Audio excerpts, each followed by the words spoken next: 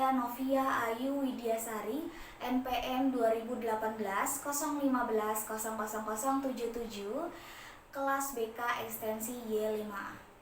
Pada video kali ini saya akan melakukan simulasi tahap 1 pembentukan dalam konseling kelompok. Langsung saja kita simak videonya bersama-sama. Selamat menyaksikan. Assalamualaikum warahmatullahi wabarakatuh. Selamat pagi.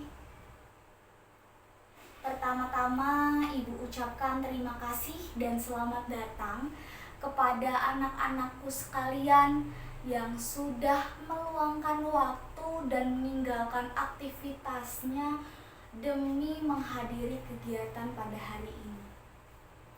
Ibu berharap kita semua dapat dengan nyaman, leluasa, dan juga jangan merasa sungkan ya berada di sini. Karena pada dasarnya hal tersebut mampu mengoptimalkan kegiatan ini dapat berjalan dengan lancar. Baik, sebelum kita memasuki kegiatan, alangkah baiknya kita sama-sama memanjatkan doa agar kegiatan ini dapat berjalan dengan lancar, membawa kebermanfaatan dan juga keberkahan bagi kita semua. Berdoa menurut agama dan kepercayaan masing-masing. Ibu persilahkan.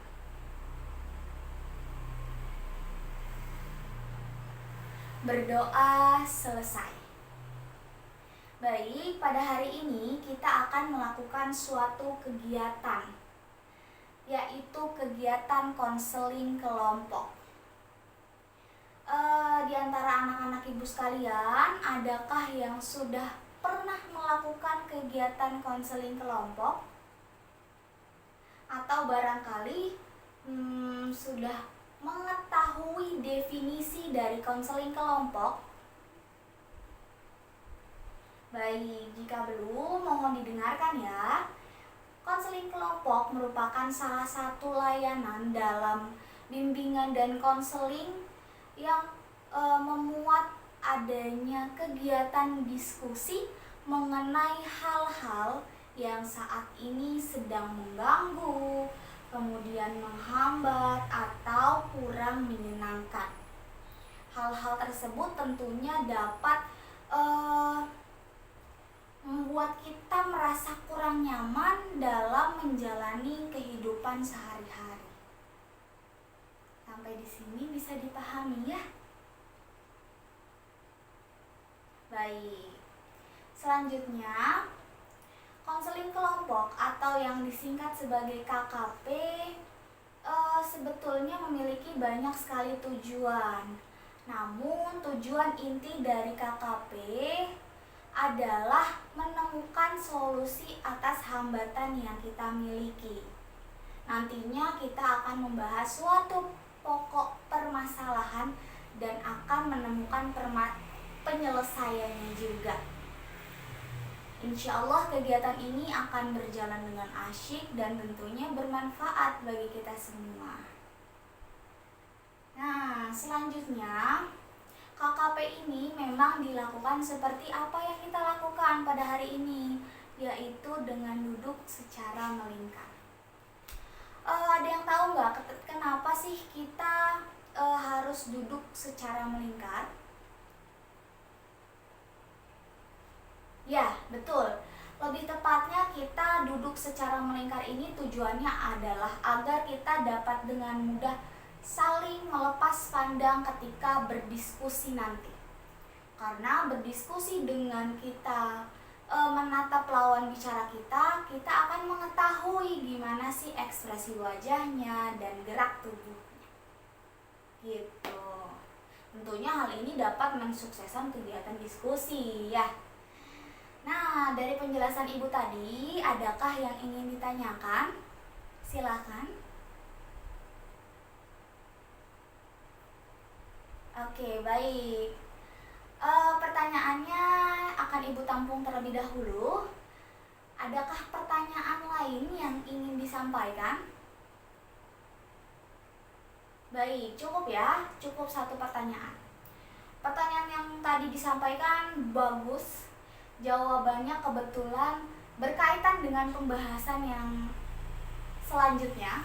Jadi dalam melakukan kegiatan konseling kelompok memang terdapat beberapa hal yang perlu diperhatikan. Yang pertama, kegiatan konseling kelompok ini seluruh isi pembicaraannya bersifat privasi ya. Tidak asing kan dengan kata-kata privasi?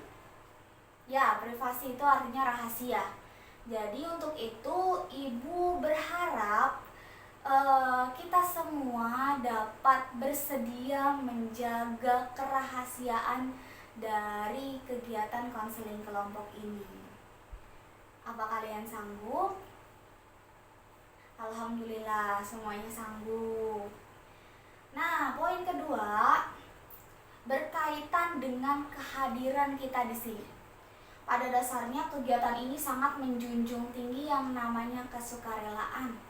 Untuk itu kita diminta datang ke sini mengikuti kegiatan dengan keadaan ikhlas dan juga tidak terpaksa. Ikhlas ya semuanya? Alhamdulillah, luar biasa.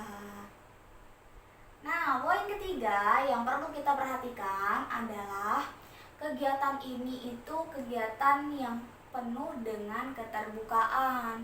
Untuk itu, jika masing-masing dari kita, baik itu dari Ibu sebagai pemimpin kelompok pada kegiatan kali ini, maupun kalian semua anak-anak Ibu sebagai anggota kelompok pada kegiatan ini memiliki informasi terkait pembahasan yang kita ambil pada kegiatan ini, diharapkan dapat menyampaikan informasi tersebut secara penuh tanpa ada rahasia di antara kita.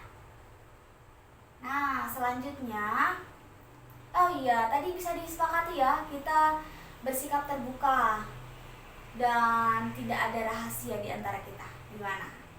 Oke, kita sepakati.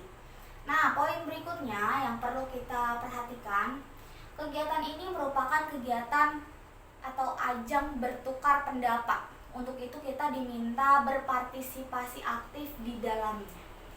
Jika perlu, kita sama-sama sepakati pada kegiatan kali ini kita matikan gadget atau handphone kita. Setidaknya kita silent, yang tujuannya adalah agar tidak mengganggu kelancaran kegiatan ini. Gimana? Setuju nggak kalau kita sama-sama matikan handphone? Oke, kalau setuju kita bisa matikan handphone mulai dari sekarang ya. Ibu kasih waktu. Saya persilahkan. Baik, terima kasih sudah bersedia mematikan handphone demi kelancaran kegiatan kali ini. Kita lanjut kepada poin berikutnya, poin yang kelima. Kegiatan ini itu kegiatan yang menjunjung tinggi norma-norma yang berlaku. Nah, untuk itu ketika nanti Ibu sedang membuka forum diskusi, Ibu berharap tidak ada masing-masing anggota kelompok yang saling tunjuk-menunjuk untuk mengungkapkan pendapat misalnya. Karena Ibu mau ketika ada seseorang yang ingin mengungkapkan pendapat itu atas keinginannya sendiri, tidak ditunjuk oleh temannya, gitu ya. Bisa dipahami ya? Oke, alhamdulillah. Nah, selanjutnya jika nanti ada yang ingin berbicara, baik itu mengungkapkan pendapat, menanyakan suatu hal, menyanggah dan yang lain sebagainya, Ibu berharap teman yang lain dapat menghormatinya dengan tidak mencela pembicaraannya. Sepakat ya? Oke, alhamdulillah semuanya sepakat. Nah, dari beberapa poin yang perlu kita perhatikan, semoga kita dapat memahaminya, dapat menerapkan dan juga mengoptimalkan dalam kegiatan ini. Kita ulas sedikit ya, tadi ada beberapa hal, ada 5 poin yang perlu kita terapkan dan juga kita optimalkan dalam kegiatan ini. Yang pertama, ingat nggak yang pertama apa? Poin pertama tadi, Ya, poin pertama kita diminta untuk menjaga kerahasiaan dari kegiatan konseling kelompok ini. Poin yang kedua, ya betul. Poin yang kedua kita diminta untuk sukarela ya. Kita diminta untuk ikhlas dan tidak terpaksa mengikuti kegiatan ini. Poin ketiga, betul. Poin ketiga kita diminta untuk terbuka, untuk menyampaikan informasi secara penuh tanpa ada rahasia di antara kita. Poin keempat, iya betul. Poin keempat kita diminta untuk mematikan handphone, tapi lebih tepatnya kita diminta untuk berpartisipasi aktif. Mematikan handphone itu sebagai salah satu upaya saja agar kita dapat dengan optimal menjalani kegiatan pada hari ini. Poin kelima, ya poin kelima kita diminta untuk saling menghormati sesama teman dengan menjunjung tinggi norma-norma yang berlaku. Baik, nanti pada saat kegiatan Ibu harap kita dapat mengoptimalkan poin-poin tersebut dalam kegiatannya. Jika nanti dari salah satu kita ada yang kelupaan dengan poin-poin tersebut, diharap kita dapat saling mengingatkan satu dengan yang lain. Ya, alhamdulillah. Oh ya, karena kita belum mengenal satu dengan yang lain, kegiatan selanjutnya kita perkenalan. Dimulai dari Ibu terlebih dahulu. Ibu akan memperkenalkan diri. Oke, baik. Perkenalkan, nama Ibu Novia Ayu Widyasari, biasa dipanggil dengan sebutan Ibu Pia. Kebetulan Ibu masih menempuh pendidikan di Universitas Indraprasta PGRI, jurusan bimbingan dan konseling semester 5. Nah, selanjutnya siapa yang ingin memperkenalkan diri? Ibu persilahkan. Ya, silahkan. Baik, setelah tadi kita sudah sama-sama saling memperkenalkan diri dan mengenal satu dengan yang lain, diharapkan kita dapat lebih akrab, lebih nyaman lagi, dan lebih dekat satu dengan yang lain, khususnya nanti ketika kita berdiskusi gitu ya. Nah, Ibu punya sebuah permainan, namanya permainan rangkaian nama. Ada yang sudah pernah mengetahui permainan ini atau barangkali sudah pernah melakukannya? Baik, jika belum, Ibu akan jelaskan sedikit mengenai permainan ini. Permainan rangkaian nama ini dilakukan agar kita dapat mengenal dan mengingat nama teman-teman yang ada di sekeliling kita. Kalau tadi kita udah kenal satu dengan yang lain, sekarang kita harus ingat nama teman-teman di sekeliling kita. Cara mainnya, Ibu akan mulai terlebih dahulu dari Ibu dengan menyebutkan nama Ibu Pia misalnya. Kemudian orang di sebelah kanan Ibu dapat melanjutkannya dengan menyebutkan nama Ibu, baru menyebutkan nama dirinya.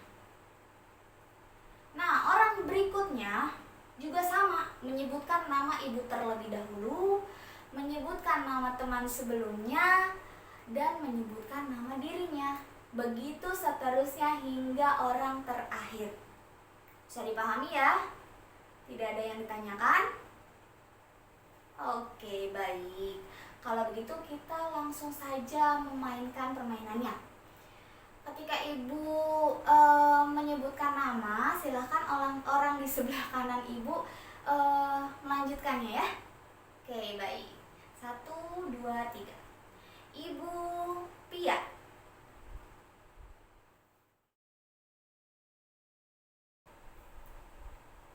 Nah, itu tadi sudah kita simak bersama-sama video simulasi tahap 1 pembentukan dalam konseling kelompok. Pada dasarnya, prosedur tahap 1 pembentukan, baik itu dalam konseling kelompok maupun pada bimbingan kelompok, tidak memiliki perbedaan yang cukup signifikan.